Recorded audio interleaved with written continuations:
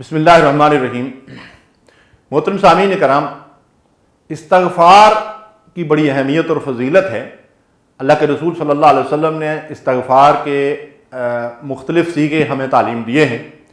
ارشاد فرمایا، جو بندہ ان الفاظ کے ساتھ اللہ سے استغفار اور توبہ کرے، استغفر اللہ الذی لا الہ الا هو الحی القیوم واتوب الیہ، تو اگر وہ جہاد کے میدان سے بھاگ کر آیا ہوا ہے اور ان کلمات کے ساتھ اللہ سے توبہ کرتا ہے تو اللہ تعالیٰ اس کا یہ جرم بھی معاف فرما دیں گے۔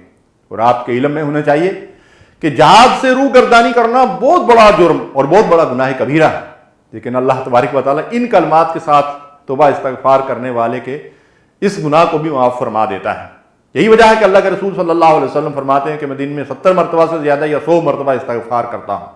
اور سید الاستغفار کی یہ اہمیت ہے، اذکار مسنون کی کتابوں کے اندر وہ موجود ہیں، تھوڑا سا مشکل ہیں لیکن تھوڑی سی محنت کر کے ہم ان کو زبانی یاد کر سکتے ہیں، یا کسی کتاب سے بھی دیکھ کر صبح اور شام اس کا اہتمام کر سکتے ہیں، پڑھ سکتے ہیں، اور ترجمہ کی مدد سے اس کے اوپر غور و فکر کرنا چاہیے۔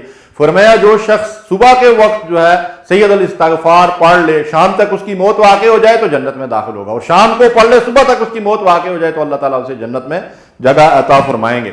اور ایک بات یہ بھائی ارشاد فرمائی، استغفار کی برکت آپ دیکھیں کہ نبی صلی اللہ علیہ وسلم نے ارشاد فرمایا کہ جب کوئی مسلمان دوسرے مسلمان مردوں عورتوں کے لیے اللہ سے استغفار کرتا ہے تو ان کی تعداد کے برابر اللہ استغفار کرنے والے کو اجر و ثواب عطا فرماتے ہیں۔ اور اس کے لیے جو بہترین دعا نبی صلی اللہ علیہ وسلم نے تعلیم دی ہے وہ یہ ہے، اللہم اغفر للمؤمنین والمؤمنات والمسلمین والمسلمات الاحیاء منہم والاموات۔ امام طبرانی نے اس کو روایت کیا ہے، ہمیں اس کا اہتمام کرنا چاہیے۔ وصلی اللہ علی نبینا محمد۔